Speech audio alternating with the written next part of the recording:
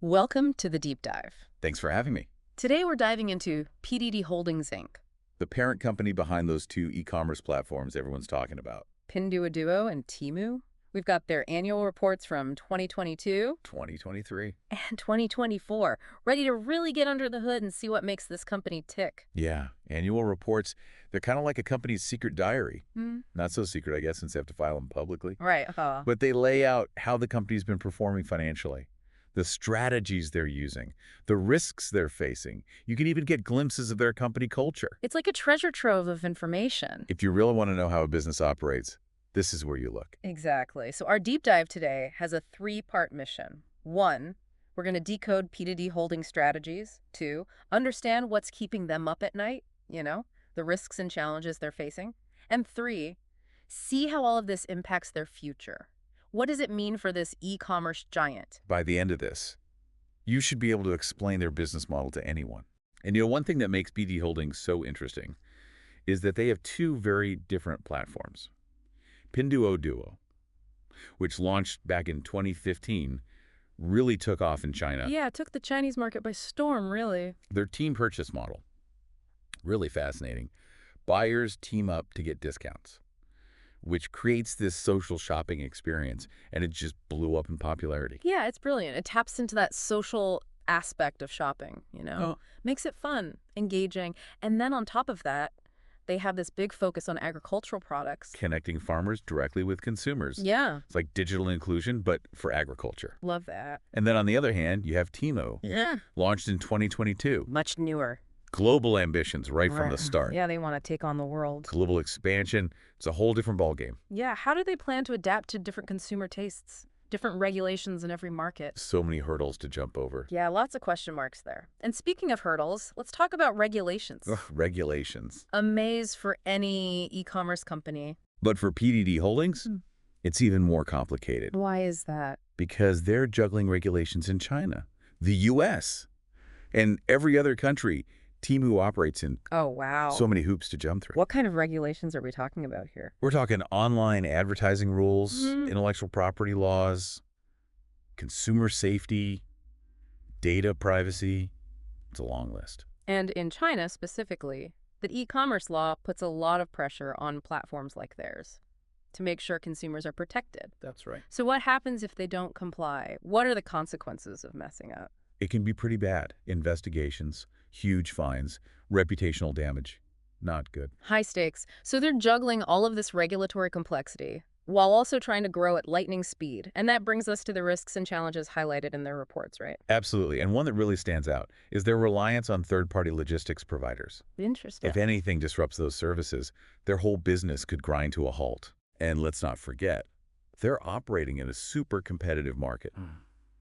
You've got giants like Alibaba breathing down their neck. So how is PD Holdings staying ahead? What's their secret sauce? Well, they've got the classic tactics, competitive pricing, huge product selection. The bread and butter of e-commerce. But they're also using technology really cleverly. How so?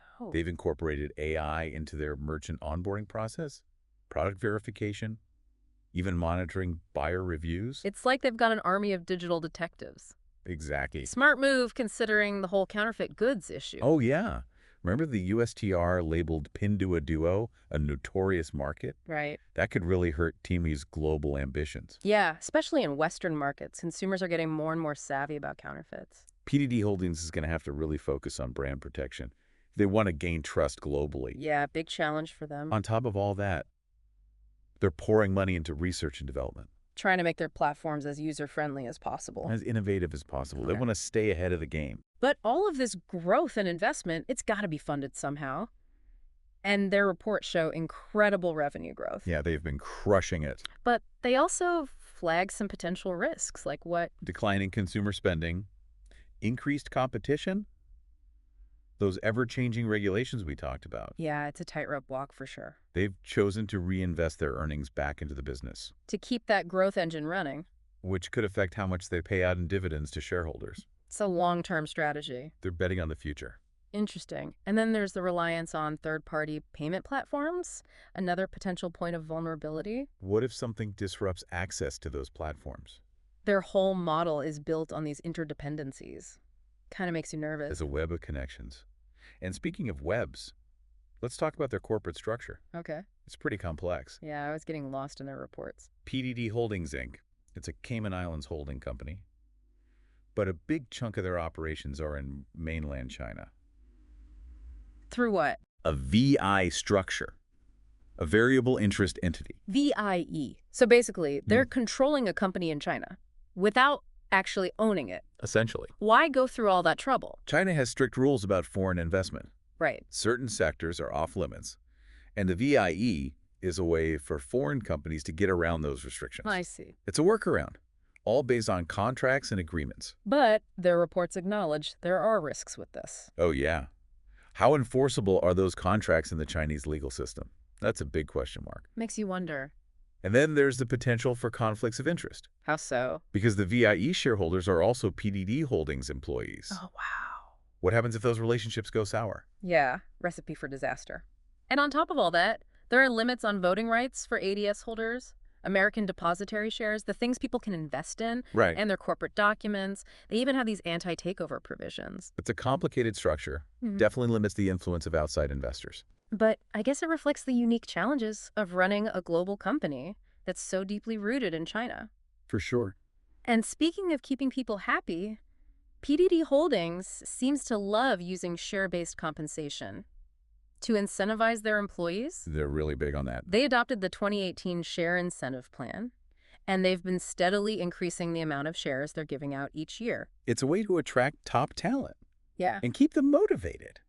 But what I find interesting is this balancing act they're trying to pull off. They want to reward employees generously, but they also want to protect their competitive advantage. I guess.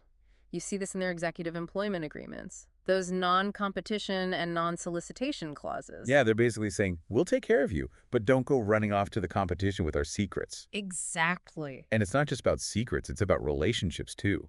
Those agreements even prevent executives from approaching PDD holding suppliers or clients for a certain period after they leave. Wow. They're fiercely guarding their intellectual property and their network of connections. Interesting.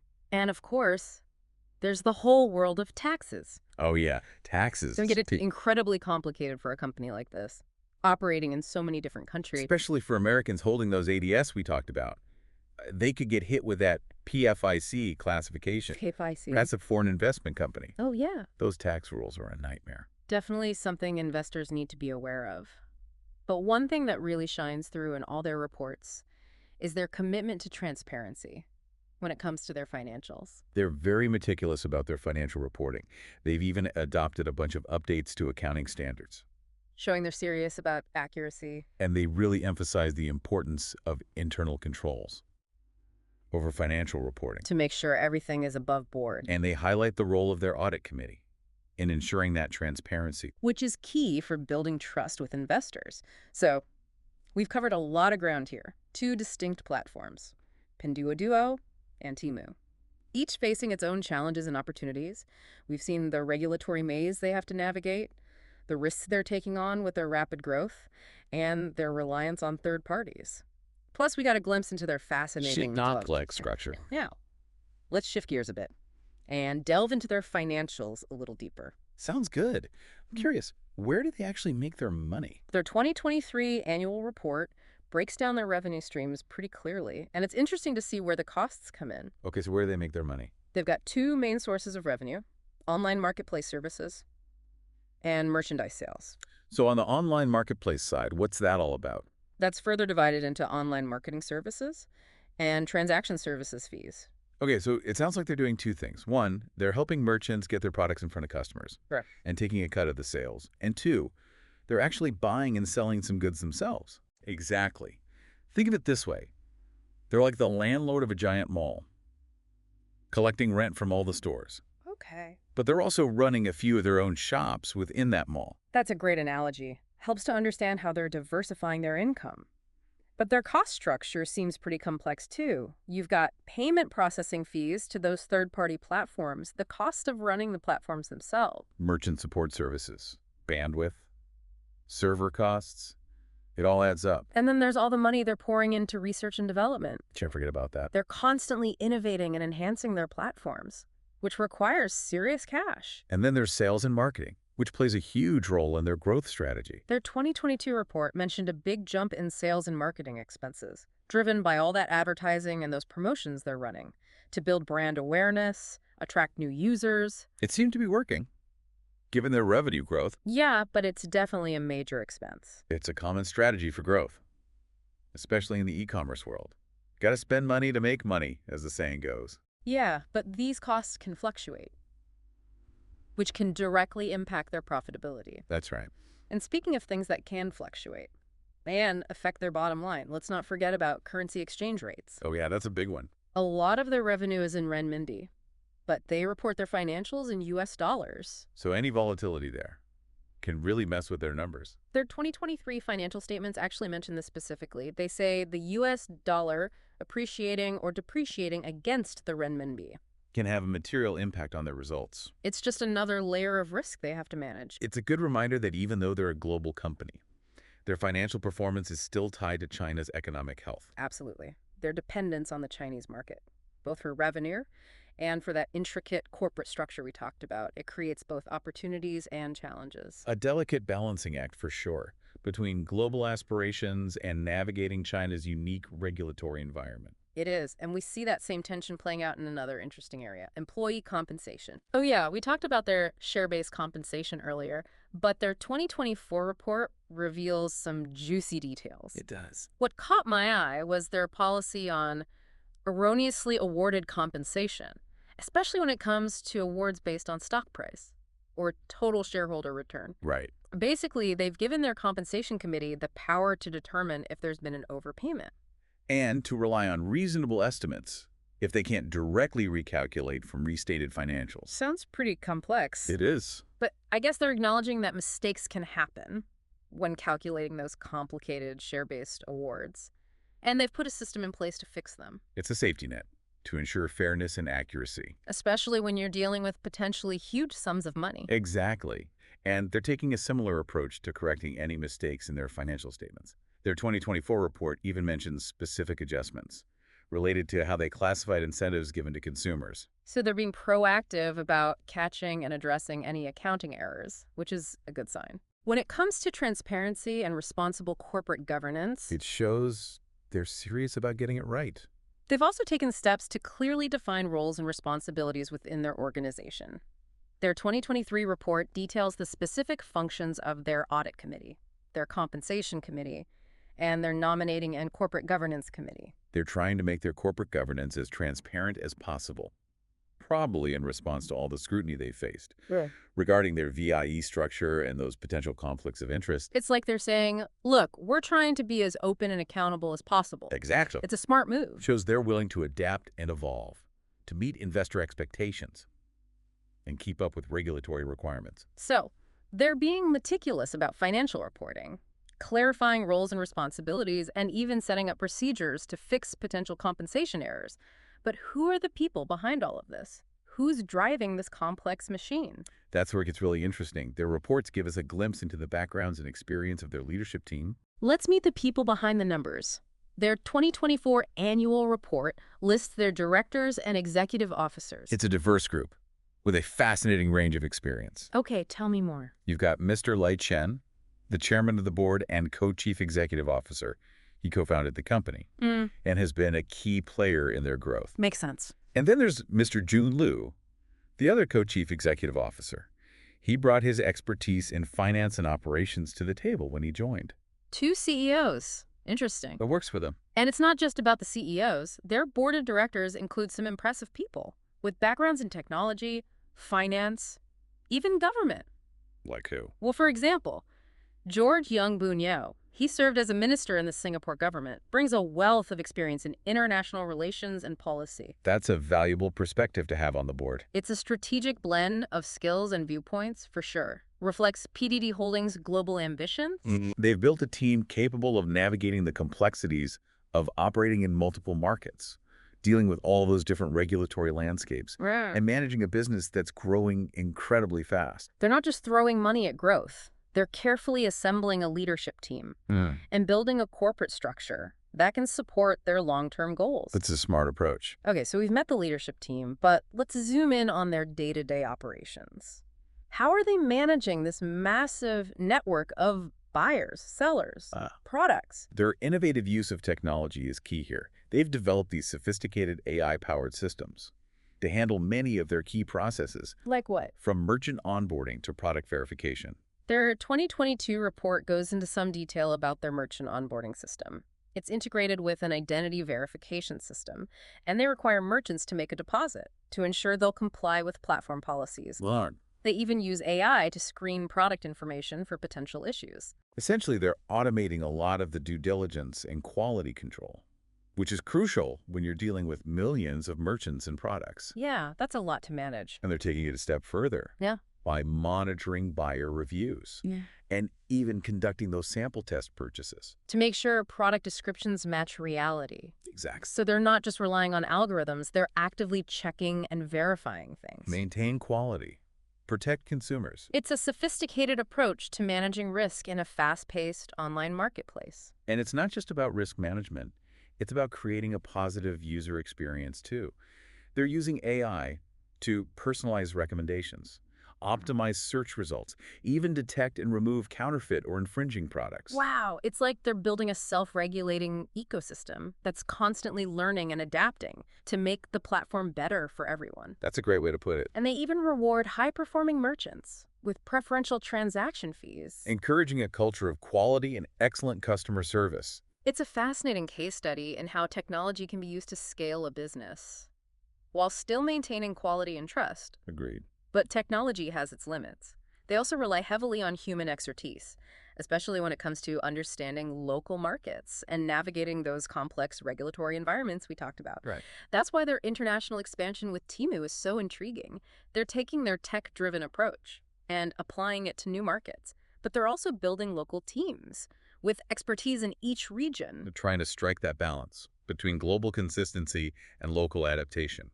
Their 2023 report emphasizes the challenges of this, adapting to different consumer preferences, different regulatory landscapes, different operational The requirements. challenge every company going global faces. And it's even more complex for PDD Holdings because of their reliance on the VIE structure in China. They're managing a global network of subsidiaries and contractual arrangements, which requires serious coordination and expertise. It's a lot to handle. And speaking of coordination, they're heavily dependent on those third-party logistics providers. Oh yeah, logistics are key for them. Their 2023 annual report highlights this, mentioning their obligations for leasing offices and warehouses. Under ASC Topic 842, leases. Those operating lease commitments are substantial, totaling billions of renminbi.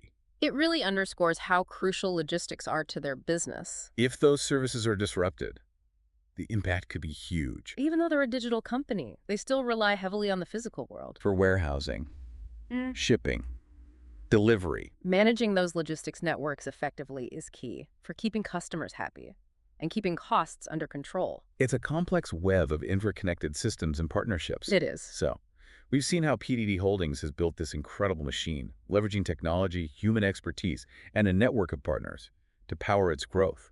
But what about the future? What are their plans for continuing this upward climb? The reports offer some clues. They're definitely focused on international expansion, technological innovation, and navigating the ever-changing regulatory landscape. Their 2024 annual report mentions their investment commitments, which are mostly related to capital contributions under certain arrangements that don't have a set maturity date. That suggests they're thinking long-term, possibly investing in new technologies or strategic partnerships. To fuel their future growth. Exactly. So even with their remarkable success in such a short time, they're not slowing down. They're hungry for more. They're constantly looking for new ways to innovate and expand their reach. And they're doing all of this while facing increasing scrutiny from regulators and policymakers worldwide. Their 2024 report highlights the growing number of laws and regulations they need to comply with, covering areas like international trade, investment restrictions, product liability, consumer protection. The list goes on and on. It's a complex web they have to navigate. And the stakes are high. Non-compliance could mean investigations, fines, damage to their reputation, which could seriously derail their growth plans. It's a reminder that their success isn't just about being smart business people. It's also about adapting to the evolving regulatory landscape and building trust with policymakers and consumers globally. It sounds like they're facing a challenging but exciting future. They're pushing forward with international expansion, Right. investing in new technologies, and adapting to stricter regulations. But they're also facing intensifying competition, potential economic headwinds, and that ever-present risk of reputational damage. It's a high-stakes game for sure, and it will be fascinating to see how they play their hand in the years to come. Absolutely. But before we start speculating about the future, let's circle back to something you mentioned earlier, the risks associated with their VIE structure in Ah, China. yes, the VIEs. It's a topic that keeps coming up in their reports, Yeah. and for good reason. It's a unique and complex structure that carries inherent risks for both the company and its investors. That's Their 2024 annual report is very upfront about these risks. They acknowledge that the contracts that form the foundation of their VIE structure may not be as effective as direct ownership when it comes to providing operational control. And they highlight that potential for conflicts of interest with those VIE shareholders who are also PDD Holdings employees. It's a delicate balance of power. It is. It's a reminder that their entire business model relies on the strength of those relationships and how enforceable those contracts are within China's legal system. It's a bold strategy, and it's clearly working for them so far. Yeah, they've been incredibly successful. But it also creates a level of uncertainty that investors need to consider carefully. For sure. And it's not just about legal risks. It's also about the possibility of regulatory changes. Oh, right. The Chinese government has been tightening regulations on foreign investment and data security. Which could directly impact PDD Holdings' VIE structure and their ability to operate freely in China. Right. That's a major concern. If those regulations become more restrictive, they could be forced to restructure their operations or even pull out of the Chinese market entirely. The consequences would be huge. It's a high-stakes game of geopolitical chess. And PDD Holdings is right in the middle of the board. They have to balance their global ambitions with the realities of operating in a country where the rules can change quickly and unpredictably. It's a fascinating dilemma. It really highlights the challenges and opportunities that come with being a global company so deeply rooted in China. A story that's still unfolding. Well said. But let's not forget about the other side of their business, Temu, facing its own unique set of challenges and opportunities in the global market. Right. Temu represents their attempt to take their successful business model from China and apply it to the rest of the world. But as their reports acknowledge, it's not as simple as copying and pasting. They're encountering new competitors, Yeah. different consumer preferences, a whole spectrum of regulatory landscapes. Their 2024 report emphasizes the importance of adapting to these local nuances, highlighting the need to develop monetization strategies and product offerings that resonate with consumers in each market. It's about finding that balance Yeah. between staying true to their core principles and tailoring their approach to meet local demands. And they're doing all of this in a global economic environment that's filled with increasing uncertainty. Their reports highlight how economic downturns, inflation, and supply chain disruptions could impact their business. Even as a digital company, they're not immune to the real-world forces that can disrupt global trade and consumer spending. It's a complex and ever-changing landscape, and their ability to navigate these challenges will ultimately determine their success or failure on the global stage. Okay, so we've explored their financials, corporate structure, leadership, technology, expansion strategy. But what about their values? What are the guiding principles that shape their decisions? And their interactions with customers, employees? That's a question their annual reports don't directly answer. But we can get some clues from their actions and stated priorities. Right. For example, their focus on agricultural products and connecting farmers directly with consumers suggests a commitment to social impact and digital inclusion. I think that's a fair assessment. And their efforts to combat counterfeit goods and ensure product quality points to a concern for consumer protection and building trust.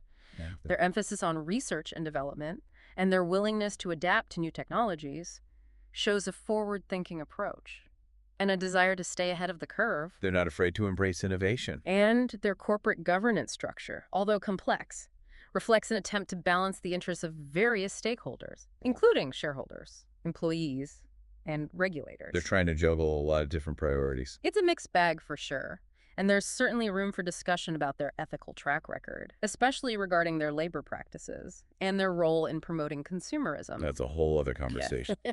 But it's clear they're not just a faceless corporation solely driven by profit. They're more than that. They're a complex organization with a diverse set of values and priorities. that are constantly evolving as they navigate the challenges and opportunities of the global marketplace. It's a dynamic process. It's a good reminder that even the most successful companies are made up of people, At the end of the day, it's people making decisions. and their decisions and actions reflect the values and beliefs of those individuals. That's a good point. Well said. So we've delved into the intricate world of PDD Holdings, Inc., exploring their financials, their structure, their leadership, their technology, their expansion strategy, and even touched on their values. It's been a fascinating journey.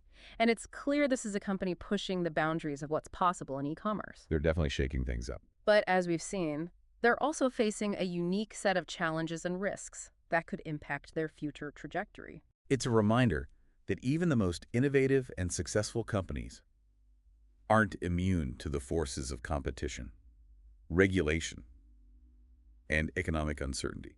So what's next for PDD Holdings? That's the million-dollar question. Only time will tell. It's a story that's still being written, but based on what we've seen in their reports, it's going to be a compelling one. They're not afraid to take risks, to innovate, to challenge the status quo. They're definitely disruptors. Whether they succeed or fail, their journey will offer valuable lessons for anyone interested in the future of e-commerce and the evolving relationship between technology, business, and society. It's a microcosm of the forces shaping the world today.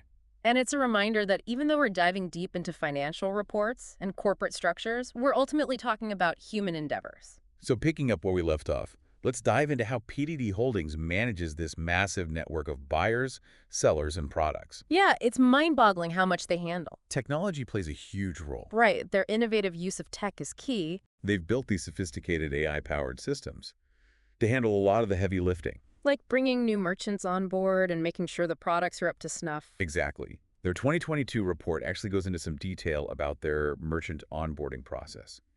It's integrated with an identity verification system. And get this, they require merchants to put down a deposit to guarantee they'll follow the platform rules. Wow, that's interesting. And they're using AI to analyze all the product information, catching potential problems before they even hit the marketplace. Like a digital quality control So expert. you're not constantly scanning for any red flags. But they're not stopping there, are they? Nope. They're also keeping a close eye on those buyer reviews, and they're doing those test purchases we mentioned to double-check that product descriptions are accurate. So it's not just algorithms making decisions. Right, they're actively verifying information, making sure everything's legit It's like they've got a whole team of detectives working behind the scenes. to protect consumers Mhm. and maintain that trust in their marketplace. It's a smart approach, especially when you consider the sheer volume of transactions they handle. It's mind-blowing how much they process every day. It's impressive how they're using technology not just to streamline things, but to actually create a safer, more reliable experience for everyone. Technology can be a powerful tool when used the right way, It really can. and PDD Holdings is showing how it can be used to benefit both buyers and sellers.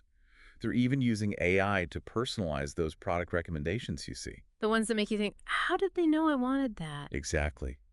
And they're optimizing search results, Yeah. making it easier for people to find what they're looking for. Makes the whole shopping experience smoother. And they're weeding out those counterfeit or infringing products, protecting both consumers and legitimate brands, They're really trying to create a level playing field. and a trustworthy marketplace. It's like they're building this self-regulating ecosystem that constantly learns and adapts to improve things for everyone. That's a great analogy. And to top it all off, they reward those high-performing merchants with lower transaction fees. Encouraging quality and excellent customer service. Makes sense. It's a fascinating example of how technology can be used to scale a business without sacrificing quality or trust. Agreed.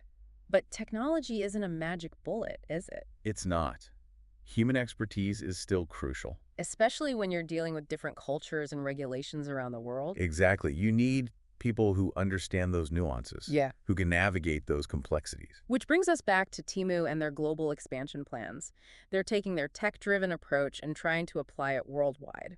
But they're also realizing that they need boots on the ground, local teams with expertise in each region. Their 2023 report highlights the challenges of adapting to different consumer preferences, different regulatory requirements, different operational realities. It's a balancing act, Yeah. trying to stay true to their core model, while also tailoring their approach to each market. It's the classic challenge of globalization, isn't it? Finding that sweet spot between consistency and localization.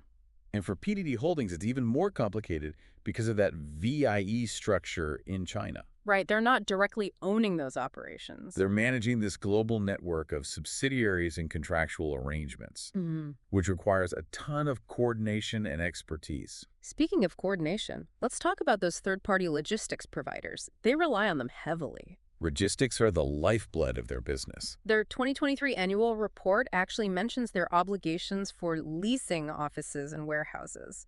Under ASC Topic 842, leases, Oh yeah, those operating lease commitments, they're huge. We're talking billions of renminbi. which shows just how critical those logistics are to their entire model. Any disruption to those services could have ripple effects throughout their supply chain. Even though they're a digital company, they're still very much tied to the physical world for warehousing, shipping, getting those products to the customer's doors. It's a complex dance they have to choreograph. With all those interconnected systems and partnerships. It's a delicate balance. Okay, so we've talked about financials, corporate structure, leadership, technology, expansion strategy.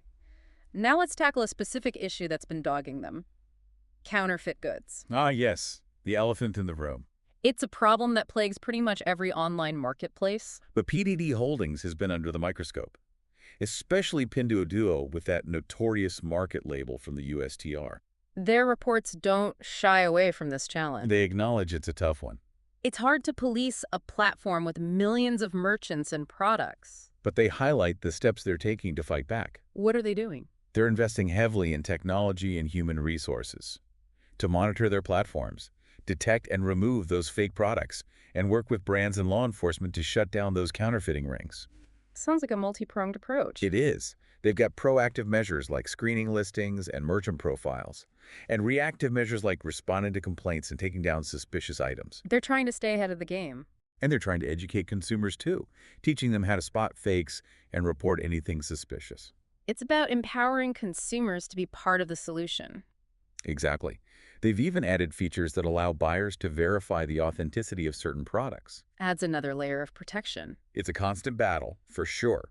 No easy answers. But it seems like they're taking it seriously. They know their long-term success depends on building that trust. With both buyers and sellers. If consumers lose faith in the authenticity of products, it could damage their reputation and hurt their growth. Especially as they try to go global with Temu. That's a key challenge for them. Speaking of Temu, let's talk about their marketing and branding strategy.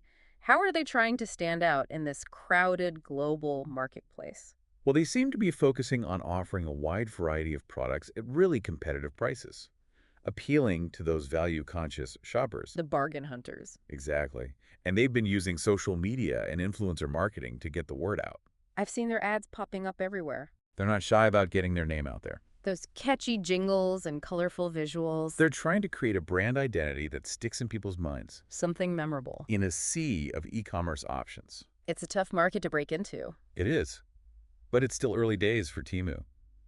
It'll be interesting to see how their branding evolves as they expand into different markets. It's a reminder that building a strong brand takes time and effort. It's not just about flashy advertising. It's about delivering on your promises, building trust, creating a positive experience for customers. And that's something PDD Holdings seems to understand. They're not just chasing new customers. They're investing in building loyalty and repeat business. Smart move. They've got programs that reward frequent buyers Yeah. and offer exclusive deals and discounts. It's about keeping those customers coming back for more. Exactly. In the long run, retaining customers is just as important as acquiring new ones. Especially in e-commerce, where consumers have so many choices. It's a constant battle for attention. It really is. Now let's zoom out a bit and talk about the bigger picture. The e-commerce landscape as a whole. PDD Holdings is operating in a rapidly evolving industry, one that's constantly being shaped by new technologies, change in consumer behavior, and all those regulations we've talked about. It's a dynamic space. What are some of the key trends you're seeing, and how are they impacting PDD Holdings? Well, one of the biggest trends is the rise of mobile commerce. More and more people are shopping on their smartphones. And companies like PDD Holdings have to make sure their platforms are optimized for that mobile experience. It's not just about having a website that works on a phone. Right. It's about creating a seamless app experience that's intuitive, engaging, personalized to each user, And they're also facing increasing competition from those social commerce platforms. where people can discover and buy products directly within their social media feeds. It's like the lines are blurring between social media and It e-commerce. is. And it's forcing companies like PDD Holdings to think outside the box, to reach those consumers where they're hanging out online. It's a whole new battleground. And another trend that's impacting them is the growing demand for sustainable and ethical products. Hmm. Consumers are becoming more conscious of their impact. They want to know where their products are coming from, how they're made, and what the environmental and social costs are. PDD Holdings has made some progress in this area, with their focus on agricultural products and their efforts to fight counterfeits, But there's always room for improvement. especially as they expand globally and face more scrutiny from consumers and activists. They're also navigating the complex world of cross-border e-commerce, which presents both opportunities and challenges. Temu is a perfect example of this. They're trying to tap into that global demand for Chinese-made goods. But they have to overcome logistical hurdles, regulatory barriers, cultural differences, It's a balancing act for sure. trying to make the process as smooth as possible for consumers, while also complying with the rules and regulations of each country. It sounds like the e-commerce landscape is becoming increasingly complex and competitive. How is PDD Holdings positioning itself to succeed in this evolving environment? Well, their report suggests they're focusing on a few key strategies. Okay, I'm listening. First, they're doubling down on their investment in technology, using AI and other innovations to make their platforms even better, improve the customer experience, and streamline their operations. Makes sense they've been pretty successful with that so far. Second, they're expanding their product offerings, moving beyond their initial focus on those agricultural products and budget-friendly goods, to include a wider range of categories and price points. So they're trying to appeal to a broader audience. Exactly, trying to capture more market share. And third, Third, they're strengthening their global logistics network, building partnerships and investing in infrastructure to ensure they can deliver products quickly and reliably to customers worldwide, logistics are the backbone of their business. especially as they expand internationally. Yeah. Lastly, they're keeping a close eye on the regulatory landscape, making sure they're complying with all the laws and regulations in every market where they operate. They don't want to get caught off guard. It's a multifaceted approach, one that requires flexibility, adaptability, and a willingness to constantly learn and evolve. Sounds like they're up for the challenge. They have to be if they want to stay ahead in this dynamic industry.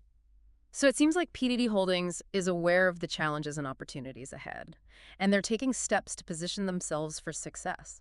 They're certainly not standing still. But there are no guarantees in business, are there? No guarantees. Their future depends on a lot of factors. Mm. Some they can control, and some they can't. The only constant is change, right? Exactly. But one thing's for sure, their journey is going to be fascinating to watch, They're trailblazers in many ways, offering valuable insights into how e-commerce is evolving. and how the global economy is changing. Now let's take a moment to consider something that often gets overlooked: the human element. We get caught up in the numbers and the strategies, but it's easy to forget that there are real people behind all of this. People driving this massive enterprise. We've talked about their leadership team, their employees, their merchants, their customers. But behind all the technology and logistics, there are individuals making decisions, taking risks, working hard to make this business a success. Their stories are just as important as the financial data. Think about those farmers in rural China who are now able to connect directly with consumers in big cities, thanks to Pinduoduo. Or the entrepreneurs around the world using Temu to launch their businesses and reach new markets. Those are the human stories that often get lost in the dry language of financial reports But they're the stories that bring this company to life. and remind us of the real-world impact it's having. It's a good reminder that business is about more than just profits and losses. It's about people, connections, creating value for everyone involved. And PDD Holdings, with its innovative business model and its global ambitions, is a microcosm of this interconnected world we live in, Their success or failure will have ripple effects far beyond the company itself. impacting the lives of countless people around the globe. So as we wrap up this part of our deep dive, let's keep in mind that behind the numbers and the strategies, there's a human story unfolding. A story filled with challenges, opportunities, and the potential to make a real difference in the world. Now let's move on to the final part of our exploration, where we'll delve into some of the broader implications of PDD Holdings' rise and what it tells us about the future of e-commerce and the global economy. Sounds intriguing. Let's dive in. We've covered a lot about how PDD Holdings operates, but Yeah. I'm curious about the bigger picture now. What can their success tell us about the global economy and where it's headed? That's a great question. PDD Holdings is a really interesting example. They show the power of innovation, but also the difficulties of navigating today's business world, which is so complex and interconnected. Their story offers some really valuable insights. What are some of the biggest takeaways for you? Well, for one, the rapid growth of e-commerce is obvious, Yeah, especially in emerging markets. like China. Exactly. PDD Holdings' success there is incredible. It was already a market dominated by huge players like Alibaba, and yet they still managed to carve out their own space It shows just how much potential online marketplaces have. to connect people, Hmm. create opportunities, Yeah. and drive economic growth. And their expansion with Temu proves this isn't just a China story. Right, it's going global. Consumers everywhere are embracing online shopping. And companies like PDD Holdings are racing to meet that demand. It's a reminder that the global economy is becoming increasingly digital. Absolutely. Yeah. Companies that can leverage technology effectively to reach new customers and make their operations smoother, they're the ones who are going to come out on top. But it's not just about technology, is it? No, it's not. PDD Holding success also shows how crucial it is to understand local markets and adapt your business accordingly. Their team purchase model was a smash hit in China, Yeah. but it might not resonate as well with consumers in other cultures. It's about being flexible. And creative, in tailoring your approach to different regions. Globalization isn't just about making everything the same. It's about connecting with diverse communities and offering products and services that truly meet their needs. That makes sense. Another takeaway is the growing importance of logistics and supply chains. Oh, absolutely. PD Holdings relies heavily on those third-party logistics providers. It highlights just how complex it is to move goods across borders and get products into the hands of customers quickly and efficiently. And as we talked about earlier, any disruptions to those supply chains? Whether it's geopolitical tensions, natural disasters, or something totally unexpected, it can have a huge impact on their business. In today's world, companies need to be resilient, And adaptable, constantly monitoring their supply chains. and having backup plans just in case. Now we've discussed the regulatory challenges PDD Holdings faces, both in China and globally. What does their experience tell us about the relationship between business and government? Well, it's clear that regulations are playing a bigger and bigger role Hmm. in shaping the digital economy. Governments everywhere are trying to figure out how to regulate online marketplaces. How to protect consumer privacy, how to ensure fair competition. It's a tricky balance, And companies like PDD Holdings have to navigate this complex web of rules. which can vary from country to country. It's a constant challenge, trying to follow the rules while still maintaining a consistent global brand. Their experience also highlights the geopolitical tensions that are influencing the global economy. Especially with their VIE structure in China, They're vulnerable to changes in government policy. and potential scrutiny from both Chinese and American regulators. It shows that business isn't just about economics anymore. It's intertwined with politics, diplomacy, international relations, Companies operating globally need to understand these complexities. and have strategies for dealing with them. Let's shift gears a bit and talk about the future of work. Okay. It's a hot topic these days, especially with all the advances in artificial intelligence and automation. It is.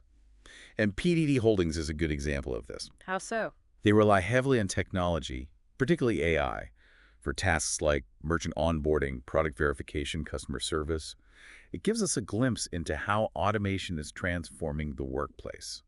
It makes you wonder about the future of jobs Which skills will be in demand? and how workers need to adapt to keep up. It also highlights the importance of lifelong learning. Education systems need to keep pace with the demands of the digital economy. It's not just about technical skills anymore. It's also about critical thinking, problem solving, communication. The kinds of skills that are essential in a world where technology is constantly changing. Exactly. Okay, last question. What are the potential societal impacts of PDD Holdings' business model? That's an important question. We've talked about their focus on low prices and a huge selection of goods, which has made them incredibly popular. But it's also raised some concerns. Like what? Well, some people criticize them for contributing to overconsumption and waste. How so? Their constant deals and discounts can encourage impulse buying. People buying things they don't really need. Exactly. It creates a disposable mindset. And then there's their reliance on those global supply chains. What about the environmental impact of shipping all those goods across the world? That's a valid concern. And what about the workers in the factories producing those goods? There are concerns about labor exploitation, It's a reminder that economic growth and efficiency can sometimes come at a cost. a cost to the environment, and to social well-being, Companies like PDD Holdings need to be aware of these broader implications. and work towards creating a more sustainable and equitable system. It's a complex challenge On a crucial one, if we want a future where everyone benefits. and the planet is protected. So as we wrap up our deep dive into PDD Holdings Inc., we're left with a lot to think about. We've seen their innovation and success, But also the potential downsides of their approach. and it makes you wonder about what their story really means for the future of the global economy. It's a story that's still being written. It's going to be fascinating to see how it all plays out. But one thing's for sure. PDD Holdings' journey offers valuable lessons for all of us, whether we're consumers, investors, or just citizens of the world. It shows the power of technology The complexities of globalization. and the need to balance economic growth with social and environmental responsibility. Thanks for joining us on this deep dive. We encourage you to check out the source material for yourself. There's even more to learn there. And until next time, keep diving.